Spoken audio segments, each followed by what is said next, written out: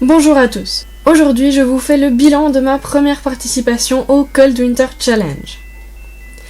Pour plus d'explications concernant ce challenge, vous pouvez aller voir la vidéo où je vous présentais ma palle. Le premier livre que j'ai lu pour ce Cold Winter Challenge, c'est Le Palais d'hiver d'Eva Stachniak, paru aux éditions Ada. On y suit l'ascension de Catherine II de Russie, dite la Grande, entre 1744 et 1762. On est témoin de son arrivée en tant que princesse allemande inconnue dans une cour étrangère, jusqu'à son coup d'état 18 ans plus tard. On y découvre qu'avant Catherine la Grande, dont le nom nous est connu, une autre femme a régné longtemps sur la Russie. Il s'agit d'Élisabeth Ier, et elle a régné 20 ans. D'ailleurs, dans ce tome, on suit aussi bien l'ascension de Catherine que le règne d'Élisabeth. La narratrice est Varvara, une Polonaise devenue espionne pour Élisabeth, et qui se lie d'amitié avec Catherine. C'est un roman historique très chouette avec ce qu'il faut d'événements historiques, de détails, d'intrigues et de personnages attachants. Si vous voulez lire quelque chose sur l'histoire de la Russie, foncez. Il y a un deuxième tome que je pense m'acheter un jour prochain parce que j'ai vraiment aimé et que je veux savoir la suite du règne de Catherine la Grande. Par contre, malgré le titre qui évoque en fait un palais impérial à Saint-Pétersbourg, et même si des hivers passent bien par là, on ne peut pas dire que la neige, le froid ou l'hiver se ressentent vraiment à la lecture de ce roman, donc je ne valide pas cette lecture pour le menu Montagne enneigée. Le deuxième livre que j'ai lu est La véritable histoire de Noël de Marco Leino aux éditions Michel Lafon. Nous sommes en Laponie et un petit garçon devient orphelin, le petit Nicolas. Il est recueilli par les habitants de son village, mais tous sont trop pauvres pour pouvoir l'adopter. La décision est prise alors qu'il passera de famille en famille et qu'il changera chaque année, le jour de Noël. Le petit Nicolas sait fabriquer des jouets et il décide chaque année de remercier la famille dans laquelle il a passé du temps avec des jouets pour les enfants. Et c'est le début d'une légende que l'on connaît bien. Je trouve que c'est une jolie histoire sur les origines du Père Noël avec de l'humour, des sentiments, des rebondissements, de chouettes ingrédients. J'ai donc un coup de cœur pour cette lecture effectuée lors du marché de Noël de Strasbourg, ce qui était le cadre idéal pour cette histoire. Ensuite, j'ai lu Le Chagrin du roi mort de Jean-Claude Mourleva. Dans cette histoire, on a deux frères, Alex et Briscoe. Tout le monde les prend pour des jumeaux.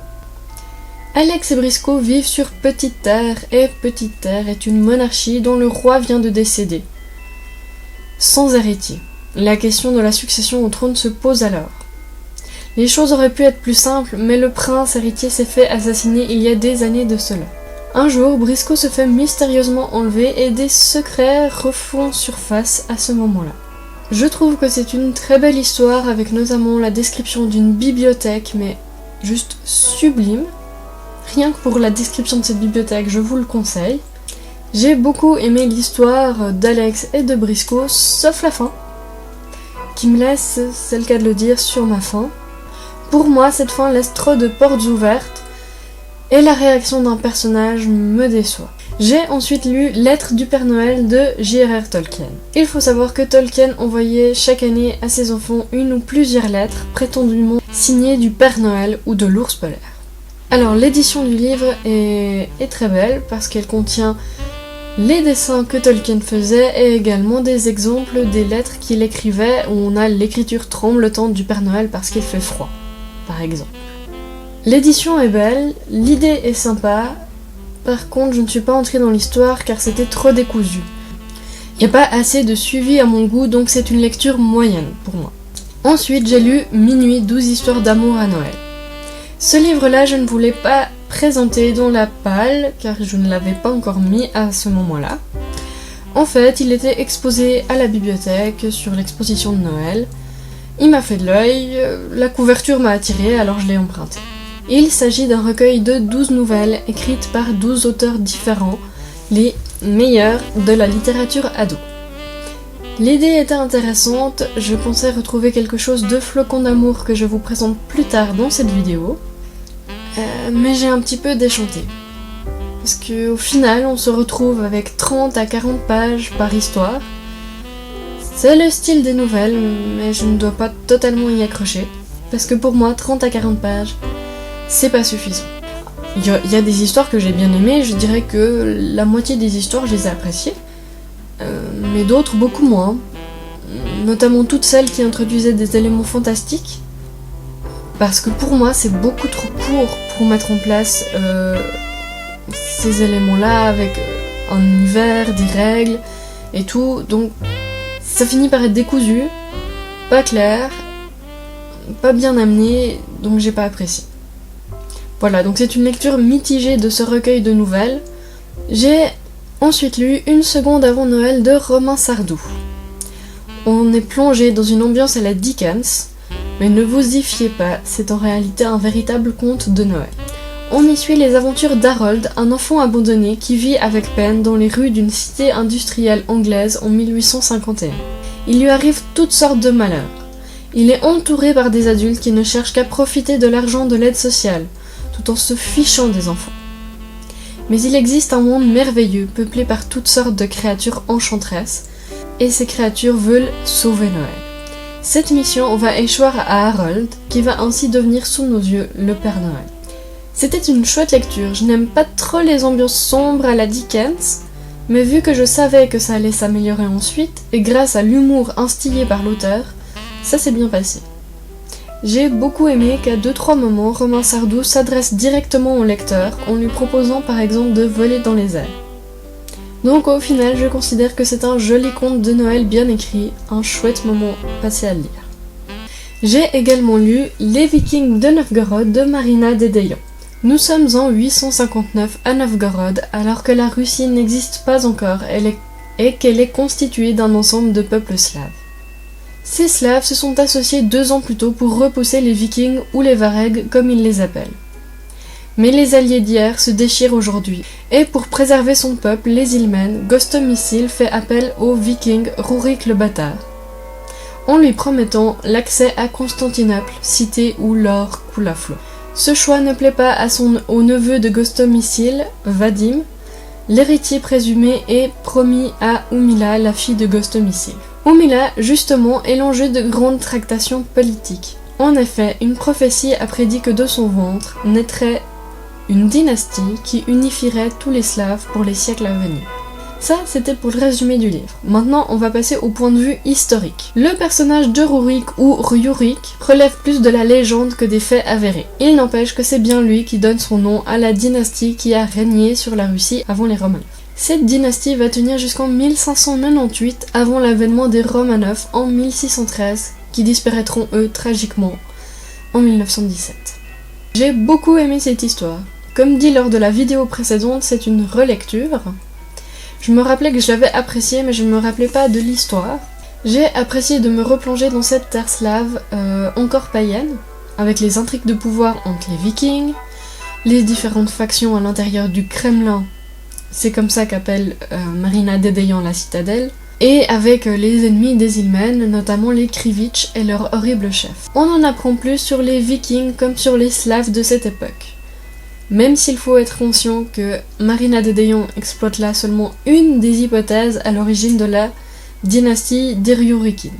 Mais même si ce n'est pas avéré historiquement, ça a le mérite de parler de cette époque et de régions que l'on ne voit pas souvent dans les romans historiques, donc je vous le conseille fortement. Alors par contre, j'avais prévu de mettre ce livre dans le menu montagne enneigée, mais en fait on n'a pas du tout l'hiver ou dans les toutes dernières pages, donc je décide de ne pas valider cette lecture pour le menu montagne enneigée. J'ai ensuite enchaîné avec Flocon d'amour de John Green, Maureen Johnson et Lauren Miracle, aux éditions Hachette. Nous sommes le 24 décembre dans la petite ville de Gracetown. Une énorme tempête de neige fiche toute la ville et également un train qui passait par là. Tous les passagers doivent descendre. Vu qu'on a 3 auteurs, on a 3 histoires. Mais contrairement à Minuit, ces 3 histoires prennent donc place à Gracetown. Au fil de ces 3 histoires, on va suivre autant des habitants que des passagers, dont 3 histoires d'amour qui vont se croiser. Comparé à Minuit, je le préfère. Celui-ci était une relecture, mais il est toujours aussi sympa. Les histoires sont plus longues vu qu'on en a que 3, et les personnages des 3 auteurs vont se croiser et interagir ensemble, ce qui est chouette. Comme ça, on a 3 styles différents, mais un même cadre. Qui plus est, ce sont de jolies histoires d'amour. La première est ma préférée. dans le froid et à Noël. À la base, j'avais prévu de caser cette lecture dans le menu Magie de Noël, parce que pour moi c'est Noël qui en est le cadre. Mais vu qu'au final sur le menu Montagne enneigée, une seule de mes lectures correspond à froid, neige, hiver bien présent, je décide de déplacer celui-ci dans le menu Montagne enneigée. Finalement, le dernier livre que j'ai lu pour le Cold Winter Challenge, c'est Le Viking qui voulait épouser la fille de soi de Catarina Mazzetti aux éditions Gaïa. Nous sommes au Xe siècle dans le sud de la Suède et également à Kiev, qui était à l'époque en Russie, avec un petit détour par Constantinople également. Les personnages principaux vont être des Vikings et des Russes, tout comme les Vikings de Novgorod en fait. Dans les Vikings, on a le constructeur de bateaux Sebjörn, oui alors par contre la prononciation, vous m'excuserez. Il est seul depuis que sa femme est partie en plein milieu de la nuit. Il a 2 fils, Svarte et Kere, qui ne peuvent pas s'encadrer mutuellement. La belle-sœur de Sebjörn, Arnlog, vit près d'eux et est une prêtresse devineresse. Du côté des Russes, on a Chernek, un marchand de soie qui vit à Kiev.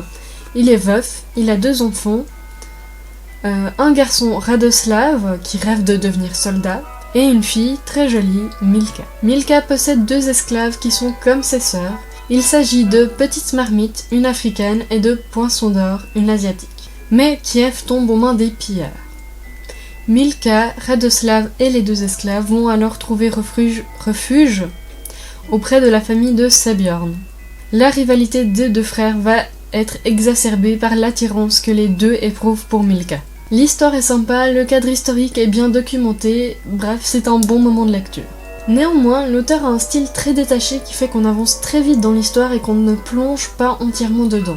Donc si vous voulez des Vikings et des Slaves dans le même bouquin, je vous recommande plutôt les Vikings de Novgorod que j'ai préférés. Bon, comme les Vikings de Novgorod, être dans des pays nordiques ne suffit pas à ce que ça corresponde au menu montagne enneigée. C'est à peine si on a de l'hiver mentionné, donc il ne compte pas pour le menu montagne enneigée. Je vous disais dans la vidéo précédente sur le challenge que j'avais l'intention de lire les Harry Potter illustrés que j'ai reçus à mon anniversaire.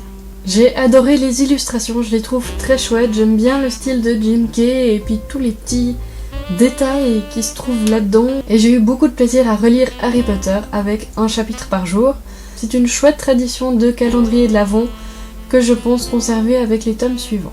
J'ai réussi le Cold Winter Challenge avec 2 lectures validées pour le menu Montagne enneigée, donc Le Chagrin du Roi Mort et Flocon d'amour, et 4 lectures pour le menu Magie de Noël, donc La véritable histoire de Noël, Une seconde avant Noël, Lettre du Père Noël et Minuit, 12 histoires d'amour à Noël. J'ai même fini ce challenge à la mi-janvier, donc en avance. Dans le futur, je pense que je referai ce challenge car je l'ai apprécié. Néanmoins, je planifierai moins de lectures pour garder un peu plus de souplesse sur ce que je peux lire en décembre et janvier. C'était la première fois que je faisais un challenge où je planifiais mes lectures, donc l'expérience est intéressante, j'ai fait beaucoup de découvertes, il y avait aussi plein de livres que résultat j'avais envie de lire vu que c'était ma première participation. Mais je pense que je baisserai un petit peu le nombre de lectures prévues pour les challenges suivants. Voilà, cette vidéo est maintenant terminée, n'hésitez pas à vous abonner à la chaîne pour de futurs voyages dans le temps, et à me suivre sur les réseaux sociaux pour suivre l'actualité de la chaîne. Bye bye et à bientôt pour de futurs voyages dans le temps.